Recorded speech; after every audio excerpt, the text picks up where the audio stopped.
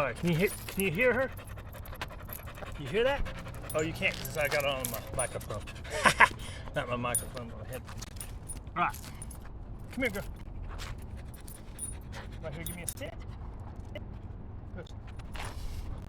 Stay right there. All right, that's perfect. I think.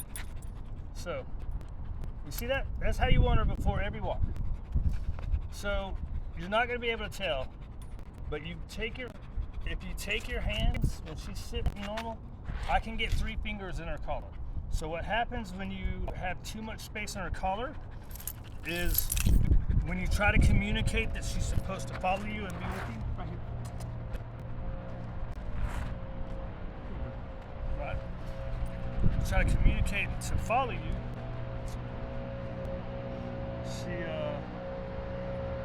It's slow. Oh, that's on the last hole. Okay.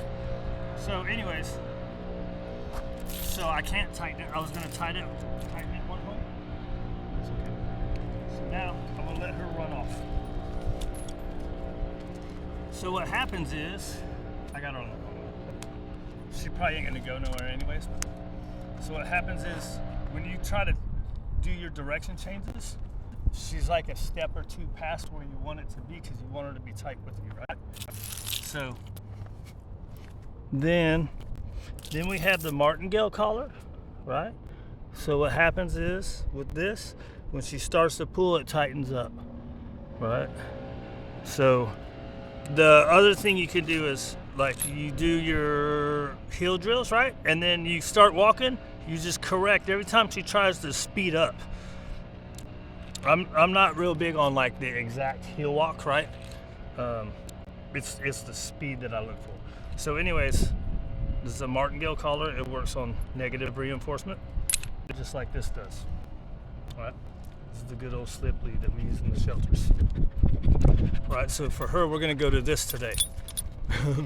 Yeah, it is a good girl. So it's the same thing.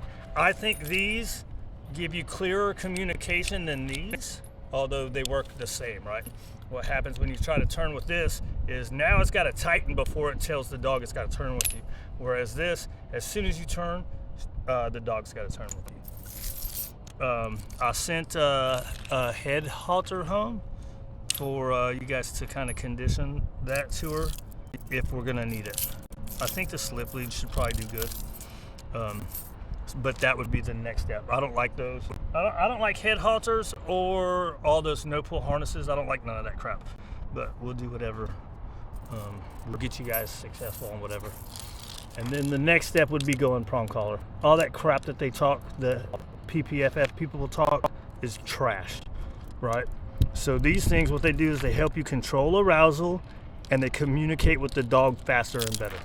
This work, you can use it as a negative reinforcement tool. Pretty generally, you use it as positive punishment. So when the dog starts going too fast, you can correct and keep going, right? As opposed to having to turn around a lot. Anyways, that's the quickie. So now let's get the slip lead on her. I think she's right side, right? All right. Oh, so, and then here's the other part. You make it into a P.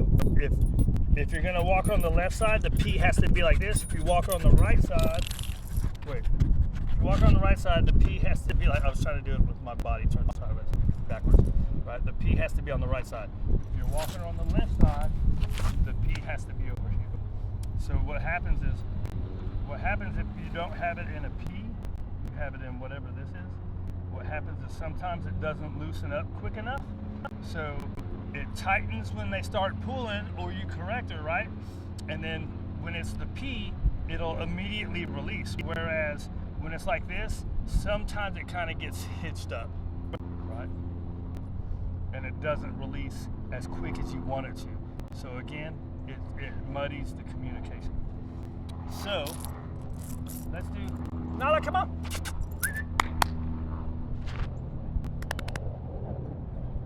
Right? Nala, come. Right? She's bull jobbing. So what do you do in this situation? Come over here and grab her.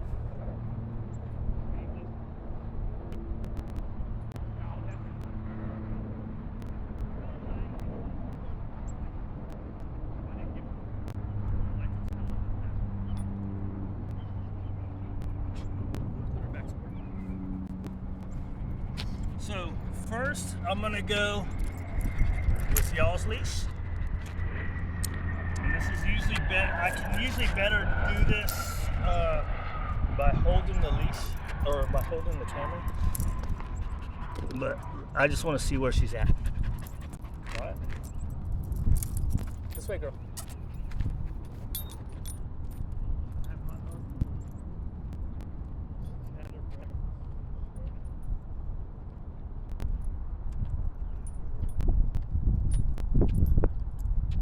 So for me, I can walk the dogs on the other side, right? I don't think it has to be one or the other.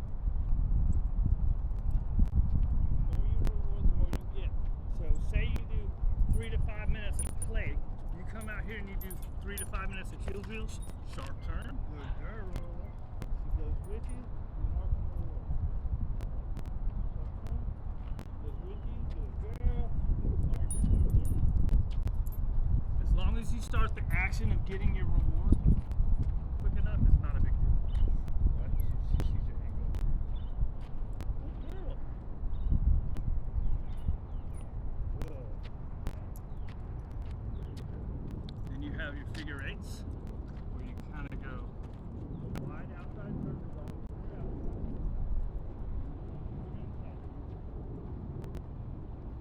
Good. Walking an 8. You got a sharp turn. Good. Very nice. You got all your obedience, right? Good.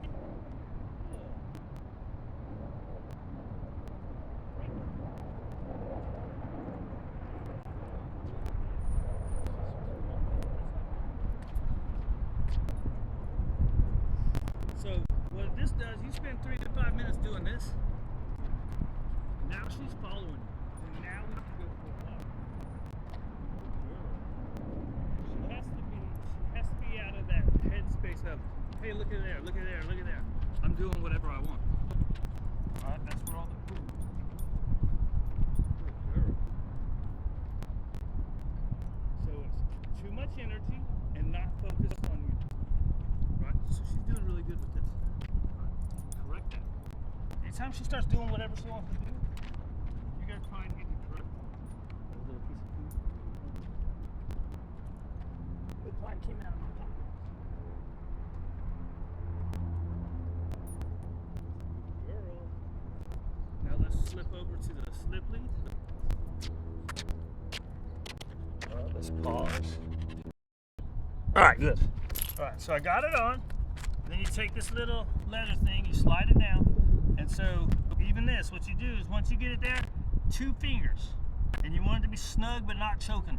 Right? 2 fingers. Nice. Right? And heel.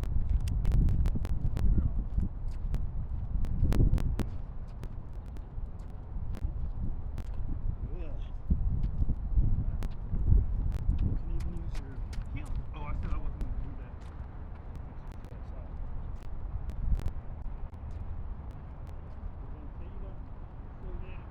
Usually, once I do a few that I tell them what I want, right? I'm telling them heel. Now they have to follow my body language itself.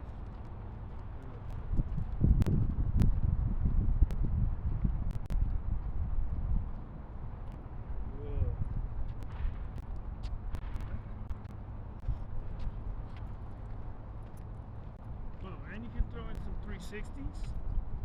Good. Right?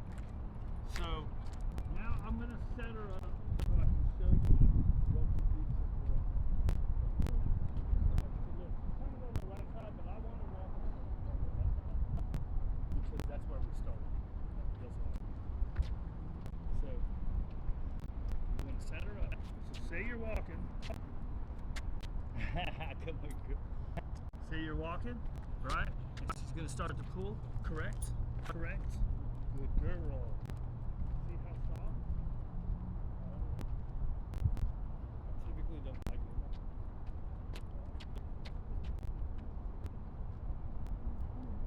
Like stepping up. I just like it to happen naturally. She starts to get too fast. Oh, good girl. Right? So I didn't have to do anything. People like to do that. I don't like to do it. But it's a strategy, right?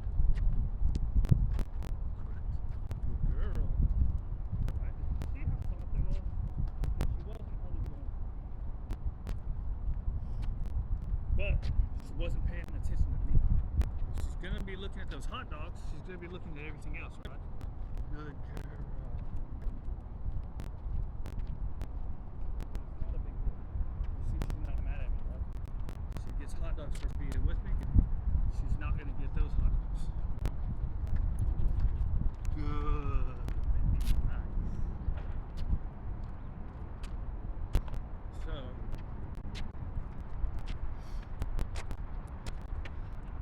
but I've seen people do that as an exercise. I just particularly don't like that exercise. Right? But they do it to create, so they can create the pressure. But that's practice. That's practicing for the situation. Right? She didn't pay attention to that. Right? So, correct. Good girl.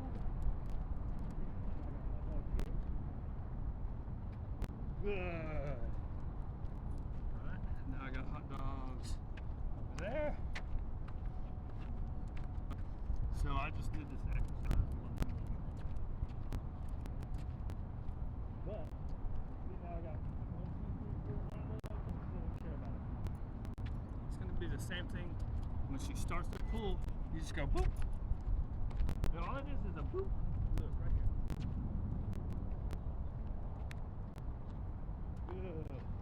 Anyways, all it is, she starts to pull just lightly. Boop. You're just controlling the arousal and the energy.